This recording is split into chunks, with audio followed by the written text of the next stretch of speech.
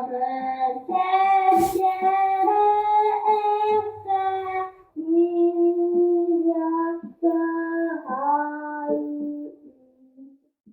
August 1928, months before Turkey formally changed its alphabet, something unusual was happening.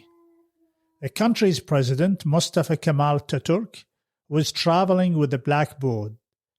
He would stop in towns, gather people around, pick up a piece of chalk and demonstrate the new letters.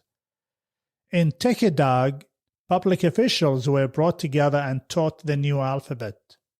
Imagine being one of them.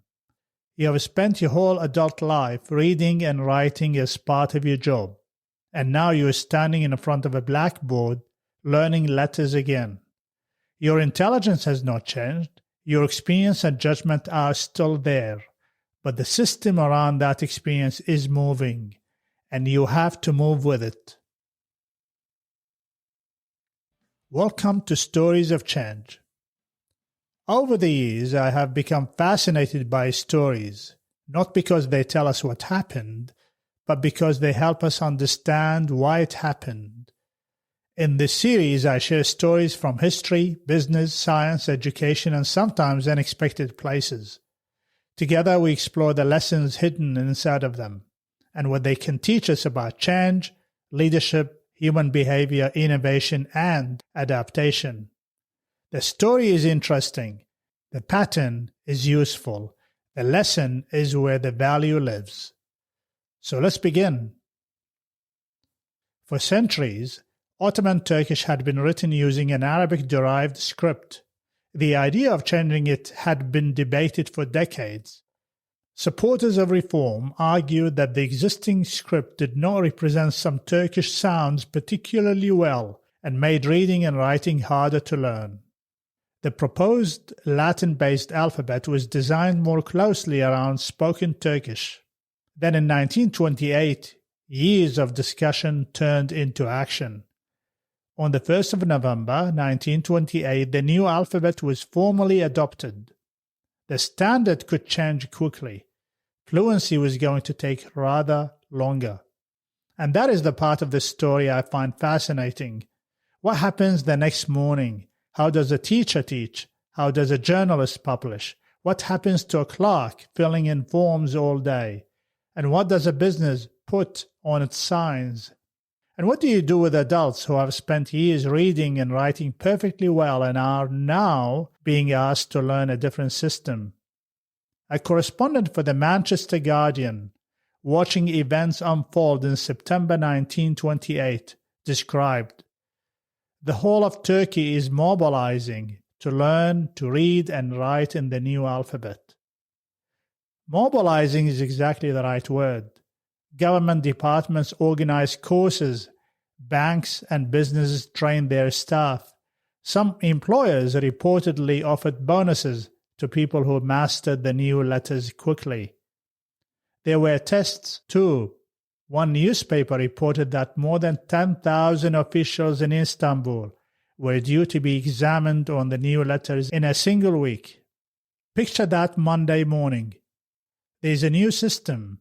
Everyone around it is learning it. And apparently, there may also be an exam on a Friday. There was no change management profession in 1928. No adoption dashboard. No Teams channel full of FAQs. Certainly no change champions walking around in matching lanyards. But look at what they actually did. They taught people. They created places to practice. Leaders made the learning visible. There were tests, incentives, and reinforcement. The terminology may be modern. The human challenge is not. Soon, the effort became much bigger. A network of nation schools was created to help adults learn the new alphabet. And one detail really interests me. The learning did not sit inside a school and wait for people to arrive. It went looking for them. There were fixed classrooms and traveling classes. Teachers could be sent into communities where permanent classrooms were harder to establish. Workplaces could become places of learning too. And people did not all start from the same place. Someone who had never learned to read and write faced one challenge. Someone already literate in the previous script faced another. They did not pretend every learner needed the same journey. There is a useful change lesson in that. When experienced people are asked to work differently, they often do not need to start again from zero. They need a bridge between what they already know and what the new system now asks of them. Then, the learning escaped the classroom.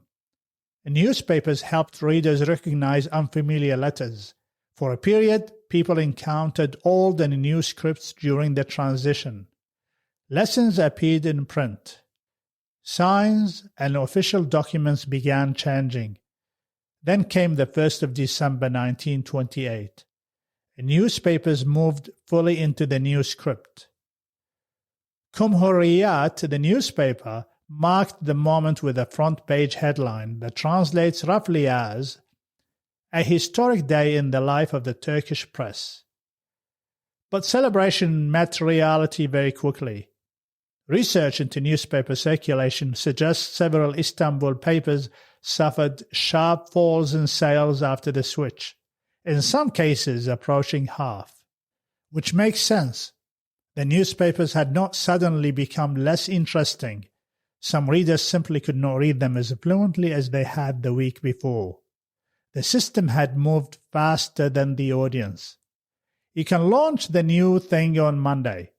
That does not mean everybody is ready for it on Tuesday. The learning continued. People practiced. The press adapted. Gradually, strange-looking letters became ordinary. Training introduced the alphabet. The world around people helped make it normal. And this is where the story starts to feel surprisingly familiar. We still run change programs as though the learning event itself will create the behavior. People attend a workshop, learn something useful, and then return to the environment designed entirely around the old way. The old templates are still there. The old processes are easier to follow. Then we wonder why the new behavior fades. Turkey did something different. The learning was reinforced by the environment people returned to. The new alphabet appeared again tomorrow, and the day after that. There's something else we should not dodge. This was a mandated change. The new alphabet was not being offered as an interesting alternative. It became the standard. For a large part of the adult population, learning the new script became an expectation, although enforcement varied. And that changes the responsibility of whoever introduces the change. If I encourage you to try something new, you need room to explore it. If I expect you to use it, you need clarity about where it fits and what good looks like. Once I mandate it, my responsibility rises again. Because the question is no longer whether you have to move. It is whether I have given you a reasonable route to get there. You cannot make the destination compulsory and leave the journey entirely up to people. The expectation around the alphabet was significant. So was the support built around it. Then there's the part of the story I keep coming back to. The experienced adult sitting in that classroom. Someone whose competence is tied to reading, writing, keeping records, teaching, or communicating. Yesterday, they did those things without thinking. Today, they are concentrating on letters. Their expertise has not disappeared. Their fluency has been interrupted. We have modern language for some of what that can touch. Status, certainty, control, and belonging. But you do not really need neuroscience to understand the feeling. Yesterday I was an expert. Today I am the learner. That gets very close to identity. But there is another wrinkle here. So far, I have asked you to imagine the person who could already read and write, the teacher, the clerk, the journalist. For them, the new alphabet could temporarily make something they were already good at harder. But literacy across Turkey was low. For many adults, this was not a story about learning to read again. It was about learning to read for the first time. And supporters of the reform believed the new alphabet would make that easier.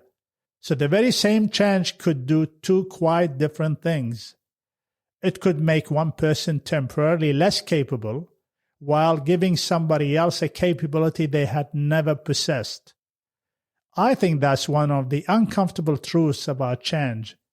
The costs and benefits rarely land evenly. The person who welcomes the change may be gaining access to something that was previously difficult or unavailable. The person who struggles with it may be losing fluency, status, familiarity, or something they have spent years building, which is why I think we get into trouble when we label people too quickly. Resistant. Maybe, but resistant to what? An alphabet can connect to books you grew up with, education, work, family letters, history, and culture. As newer generations became fluent in the new script, older material became harder for many people to access directly. The books and letters were still there, but reading them increasingly required another capability. For someone holding on to the old way may not simply be refusing the future. They may be protecting something from the past that still matters to them. Perhaps the more useful question is, what is this change giving this person, and what might be taking away? There is a curious echo here. Almost a century later, in 2022, the country asked the United Nations to use its Turkish name, Türkiye, rather than Turkey. A completely different change, but an interesting reminder that language and names are rarely only functional. They can carry identity. And the alphabet story did not stop once people learned the letters. Once the standard changed, everything built around it began moving too. Printing and textbooks changed. Newspapers, forms, and signs changed. Government correspondence and administrative work had to adapt. The learning challenge had become a redesign challenge. You cannot fundamentally change the way people read and write and assume everything dependent on reading and writing should stay exactly the same. And that pattern extends well beyond alphabets. Once a new capability becomes real, sooner or later we have to ask what was designed around the old capability and whether it still makes sense. That is what brings this story into the present. Artificial intelligence is obviously a very different change from Türkiye's alphabet reform. But this question of uneven impact is becoming familiar again. AI can make some things more accessible. Someone early in their career may suddenly be able to draft, analyze, research at a level that previously required much more experience. At the same time, someone who spent 20 years building those capabilities may quite reasonably wonder what happens to the value of what they already know. Same change, different starting point, different meaning. And the adoption mechanics feel familiar too. We can give people AI access very quickly. The harder work begins afterwards. Where does the learning happen? Are we giving everyone the same training regardless of where they start? Does the workplace reinforce the new behavior when the training finishes? And if AI becomes expected or required for particular activities, have we provided enough support for people to succeed? Learning needs to happen close to the real work. People need different routes into the capability. And when that capability becomes embedded, eventually the work around it may need to change too.